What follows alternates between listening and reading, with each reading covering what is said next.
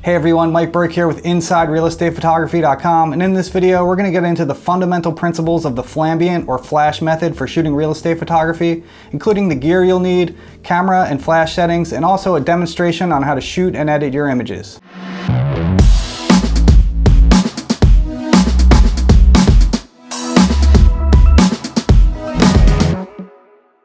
So as you may already know, the two most popular methods for shooting real estate photography are HDR and a method that most people call Flambient. The term Flambient is simply the words flash and ambient put together, and the name simply refers to the process of taking a flash frame and an ambient or non-flash frame and blending those together later in editing to create the final image. So in this video, we're going to be diving into the Flambient method and talking about incorporating a light into your real estate photography as opposed to the HDR method, which relies solely on available light.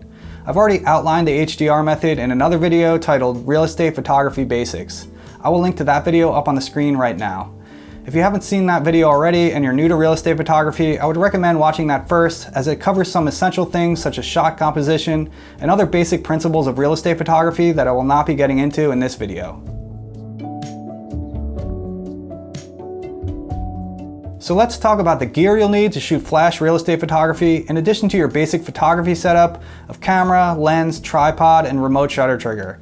If you're interested in what I recommend for that basic photography setup, again, that's something I cover in the Real Estate Photography Basics video, so please have a look at that video if you haven't done so already. So what you'll need to shoot Flambient, in addition to that basic photography setup, is a light, something preferably stronger than just a speed light, a flash trigger, a light stand, and also a reflector. I will link to all of this gear down in the description below. So first, let's talk about lights. Could you get away with using just a speed light? Yes, you could, but the problem is it's not going to be powerful enough for a sizable room or a room with a lot of ambient light coming in. It would work just fine for a small bathroom or a small bedroom, but once you get into a bigger room like a living room, it's going to struggle even on full power. You could of course do multiple flash pops with it around the room and composite those together later to get the desired result, but that just makes more work for you and more time on site shooting and more time editing. So my light of choice these days is the Godox AD200 Pro, but the AD200 Non-Pro version works great as well, and it's not all that expensive. It's significantly more powerful than a speed light, yet it's still somewhat compact and it works great in most situations. Even with this light, sometimes I'm doing multiple flash pops in larger rooms when needed. So I'm personally using this round head for it, which is an additional expense as opposed to the rectangular Fresnel head. The Fresnel head does do the job, but I just don't prefer the way it bounces and spreads its light off the ceiling. The round head has a much nicer and pleasing quality of light to me, in my opinion. I've also attached a pistol grip to it and also a sling strap to sling it over my shoulder, which enables me to have my hands free and move my tripod around from shot to shot with ease. Now let's talk about the flash trigger. The trigger mounts onto the hot shoe of your camera and allows the camera to communicate and remotely fire the flash that you're using. It also allows you to control the power or intensity of the light, which you'll need to do depending on the size of the room that you're shooting.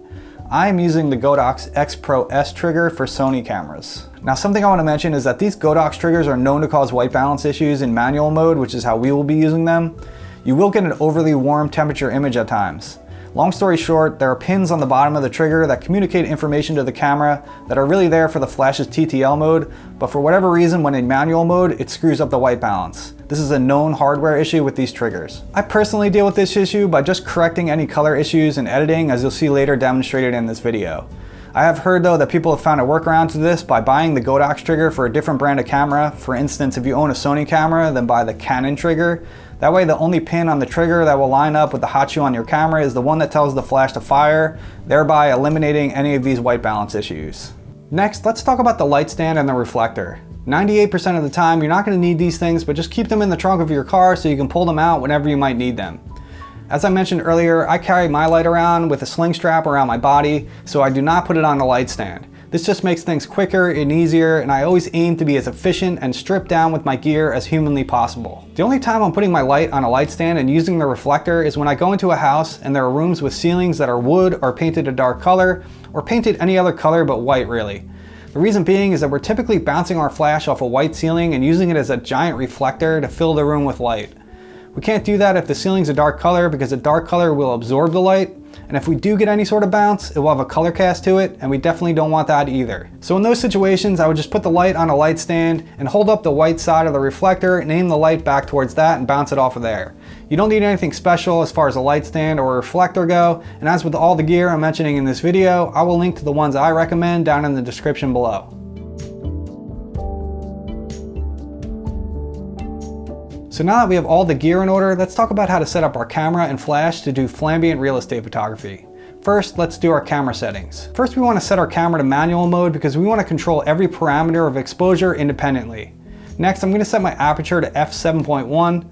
You can really get away with anything between f5.6 and f8. Shooting with a wide angle lens, you'll be fine with anything within that range. You may have to change your aperture from time to time, but I find that leaving it set on f7.1 is usually sufficient. The reason for choosing an aperture in that range is so that we can keep our shutter speed within the appropriate area for our flash.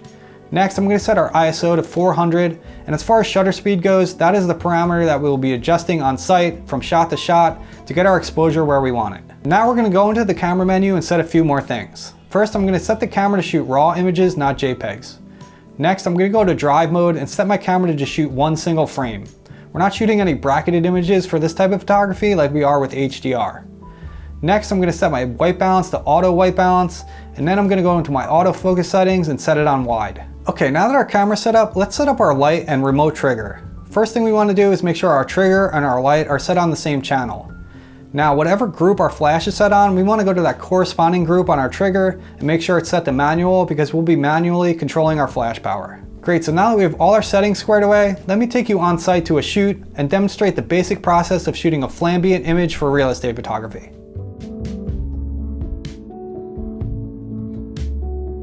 Alright guys, so here we are on site at a shoot, and I'm going to take you through the basic process of shooting a flambient image.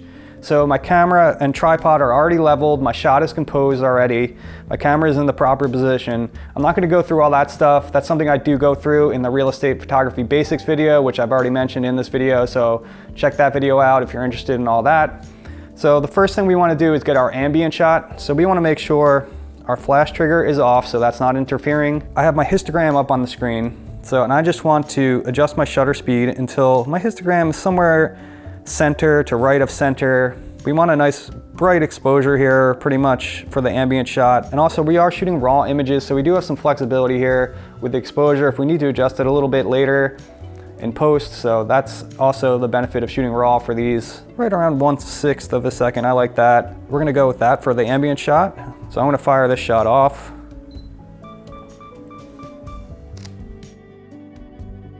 All right, cool, so now we have our ambient shot done. So now we want to take our flash shot. So for the flash shot, we want to raise our shutter speed, which will decrease our exposure. I know that's somewhat confusing, but we want to raise our shutter speed about 2 stops. So most shutter speed clicks on the wheel are third increments, so we want to take it about 6 to 7 stops. I'm going to go 6 here and see what we got. 1, 2, 3, 4, 5, 6. All right, so that brings us up to 1/125th of a second. And now we want to turn our flash trigger on for our flash shot. So once we turn that on, so we have a lofted ceiling here. Again, we have these big bright windows. So we have a lot of ambient light coming in that we're gonna have to battle here. I know that I'm gonna need a decent amount of flash power here for this. So I'm gonna start at a half power and see where that takes me. All right, so I have the flash trigger now set at half power, and we're gonna fire off a shot here and see what we got. So I'm just gonna take this off, and what we do here is basically we're just gonna point our flash straight up at the ceiling and fire off a shot. All right, so you can see like on the couch and everything on the floor that the flash did overpower most of the ambient light here, but I think we can go a little bit more powerful here than a half. I'm just gonna take it up to a 0.7, and let's fire off another shot on that power and see what we got.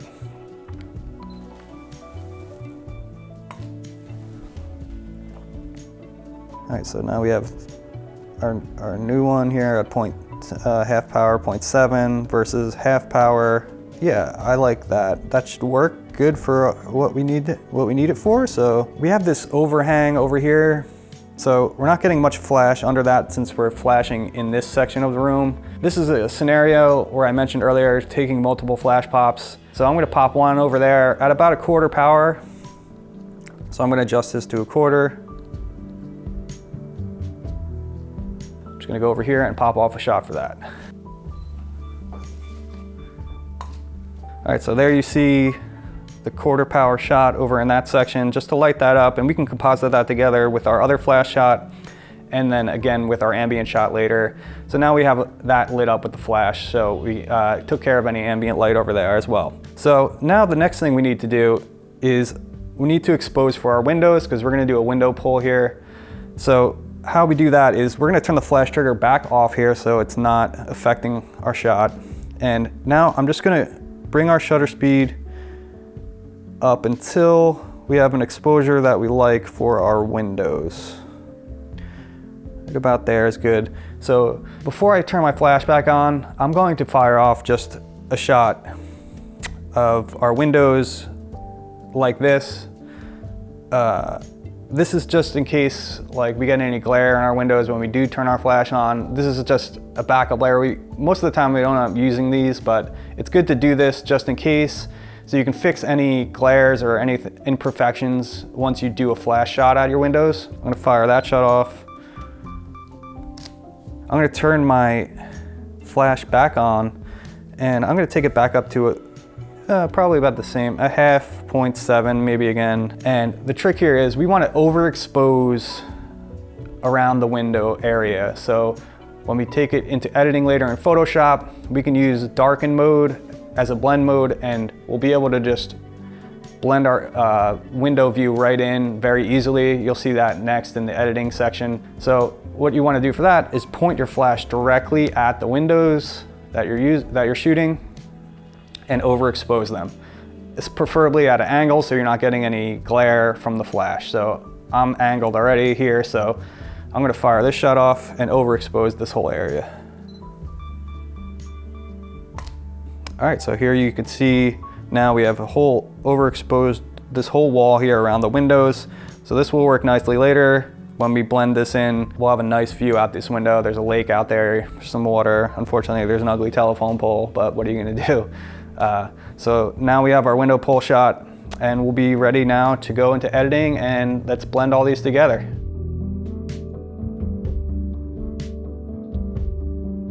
All right guys, so now that we're done shooting, I've imported the images into Lightroom, so let's take a look at how we edit these together. All right guys, so you see here we have our shots that we took on site, and first here we have our ambient shot. Now you can see this is our 1/2 power flash shot, which we're not going to use because we did a stronger shot at 0.7. As you see here, it's a little brighter, and we have knocked out a little more of the ambient light as opposed to this shot. So I'm just going to go ahead and delete this 1/2 power flash shot because we're not going to need it. We're going to use the stronger flash shot. And when you're on site, definitely don't be afraid to take multiple images. It is sort of a trial and error process, the Flambient. Most likely you're going to have to play around with your settings, your flash power to get it right. So most likely you're going to be taking multiple images and finding out which is the right way to go. And here we have our other flash shot of the overhang area here that we did. This is our window view with no flash. And finally our overexposed window shot. All right, so we're going to be sending these images over to Photoshop, but before we do that, I just want to go through and make some quick adjustments like exposure adjustments. And this little handy tool, and when you're in library mode, is kind of nice for this. I'm just going to bump the exposure up of this ambient shot because I think it's a little too dim. You don't want a nice bright shot for the ambient. Even that maybe.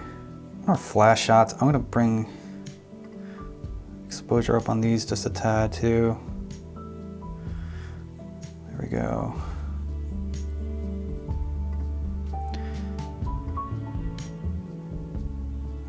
That's probably good. These are fine, we don't need to mess with these. Again, that's something I do normally, I go through and make sure that my exposures are kind of where I want them before I start working with them in Photoshop. So now that we have that squared away, I'm going to select all these layers, or photos, and I'm going to go right click or control click, and I'm going to go to edit in, open as layers in Photoshop. All right, so as you can see now our photos have populated into Photoshop as layers. And before I do anything here, the first thing I'm going to do is select all these layers, and I'm going to go to edit, auto align layers, and just hit auto. The reason we do this is because while shooting, we're touching the flash trigger on the camera. We may have jiggled it and slightly misaligned our camera, so we just want to make sure that all these images line up perfectly when we go to blend them. All right, so now that our images are aligned, the first thing I want to do is composite these two flash images that we have into one image. So I'm just going to select the top layer here. I'm going to add a layer mask. I'm going to make sure that I have black selected and my brush tool B, and then I'm going to go to, I want a soft brush, and my hardness 25% is good, flow 5% is good, really low flow. And I'm just gonna make my brush look pretty big here, and I'm just gonna paint in some of this flash image that's underneath by having the layer mask selected and painting black on it. The underneath layer will show through. So I just want to get some of this flash in here. Take my brush size down, and I know barely on the ceiling here. Just don't want to paint up here because we don't want it to bleed over onto that. So.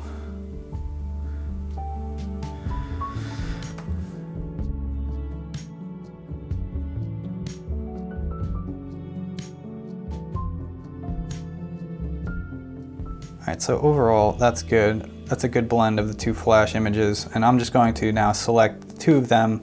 I'm going to hit Command E just to merge them together, or just merging my layer down into the other. So now we have one flash image here. So I'm just going to go now to our top layer here, our ambient layer, and I'm going to go to the blend mode luminosity.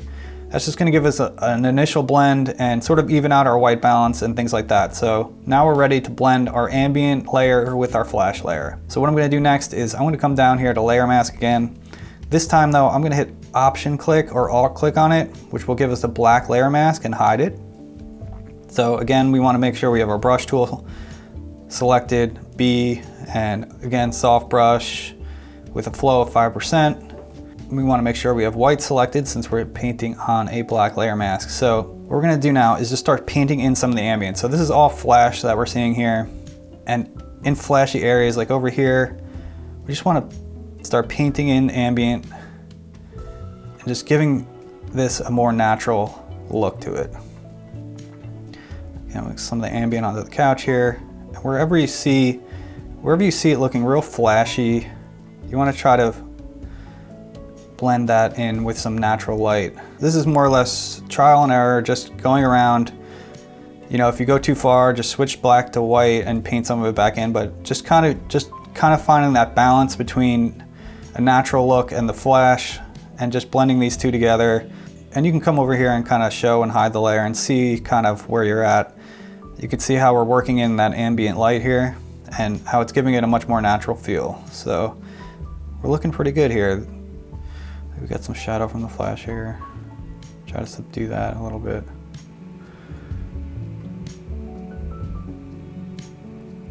I'm pretty much liking how way this looks here, and I think we're good. So what I'm going to do now is I'm going to merge our ambient, our flash layer together. So now we have one layer here. Next, let's deal with our windows. So we have our just ambient, no flash view through the windows, and we have this just in case we needed to repair any sort of imperfections here. Let's see, like you can see some glare down here from the flash, so from like the chair and stuff, and we can use this layer to repair that. But for now, we're just going to keep that layer down there for now. And now what we're going to do with this is we're going to go up to blend mode and we're going to go to darken mode, which will eliminate the overexposed areas and only use the darker areas like the view through the window. So again, what we want to do here is go down to layer mask, add layer mask, and I'm going to option click on it again to get a black layer mask. And I'm going to take my white brush. We can bring our flow up even to like 100%, and you can just paint right over this. That's the beauty of this. And you'll see right out our windows.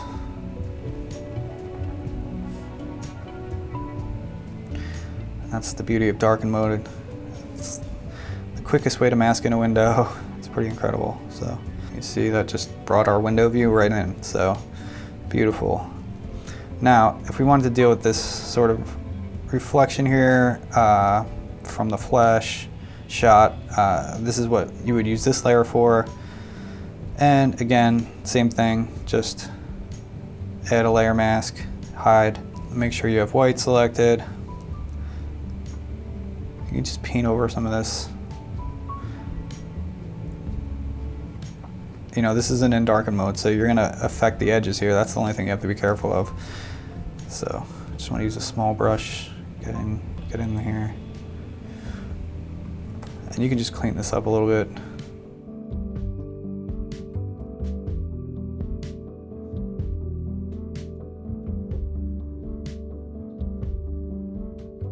So as you can see, we got rid of this glare here now. And you know, it's not that bad or hideous. You probably didn't even have to do that necessarily, but I just wanted to show you why I take this layer and what it's for. It's a repair layer to fix any glares or imperfections, and you know, it's a good idea to take one without a flash just for that reason. So now that we have our Windows view situated, I'm going to just select all these layers and merge them down. So we have some color issues here that I would like to take care of, like on the wall here. And how I'm going to do that, I'm just going to Command J and duplicate this layer. I'm going to go to Image, Hue and Saturation. I'm just going to desaturate this layer quite a bit. I'm only concerned, I'm looking at the whites here. I just want to, you know, whiten up my whites. And I'm going to bring up the lightness here maybe a little bit. I want it to look gray, so.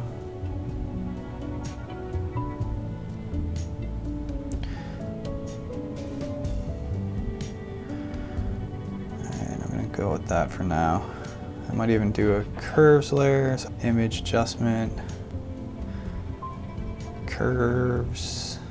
It's gonna make a point in the middle here, and I'm just gonna pump up the mids a little bit, just to make our whites look white.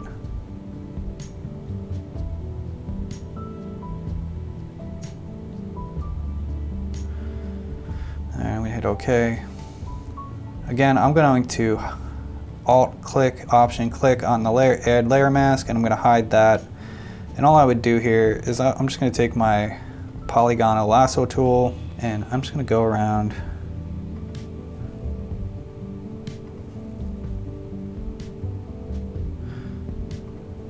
First, I'm just going to go around the ceiling here.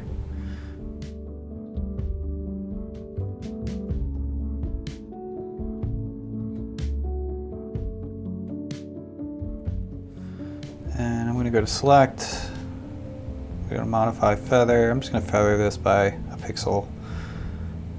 Make sure your white's your background color, and I'm just going to hit Command X, and as you see now we have a nice white ceiling up here now. The only thing is these oars. Let's take a look at that real quick. I'm just going to take my brush, and with black selected, I'm going to bring my flow at 100% is fine. And I'm just gonna bring my brush size up here, and I'm just gonna paint this back in a little bit.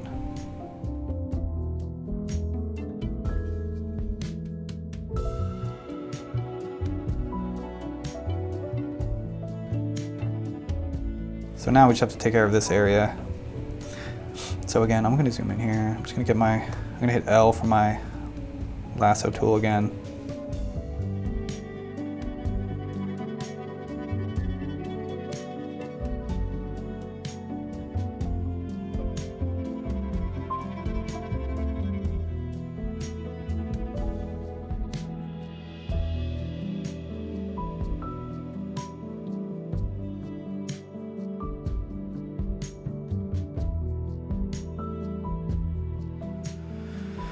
And again, with our layer mask selected, make sure our white is our background color, Command X, and I'm just gonna get that to now, our wall is now all nice and white as well.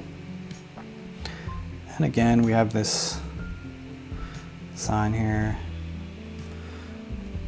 I just wanna take care of this. B, I'm gonna hit my brush tool, B, make sure you have black. And the same thing as before, you can just come in here, paint some of this back in.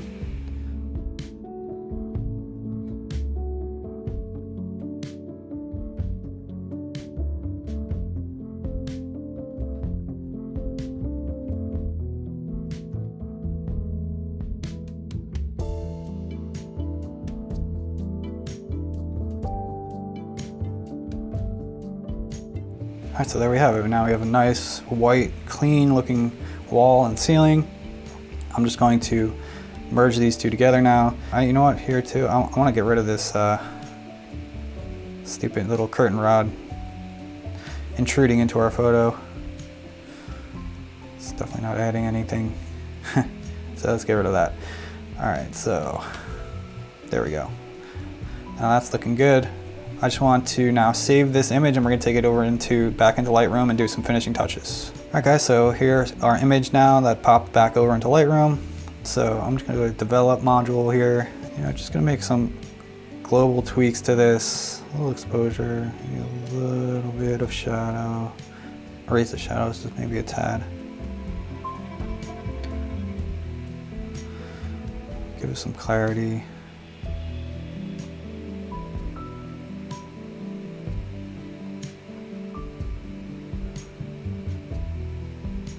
So, this isn't much, as you can see. It's just punching it up a little bit. Go to upright, just to make sure all my verticals are straight and everything. Hit auto. Just straighten everything out. Got rid of our fringe from before when we aligned our layers. That's what that was from. It's from auto aligning layers in Photoshop. I'm just gonna go to sharpening, and I usually go at 100 on my sharpening. Finally, I'm just going to export this out and we'll take a look at the final image. All right guys, so I really hope this video gave you a good understanding of how to shoot and edit real estate images using the Flambient method.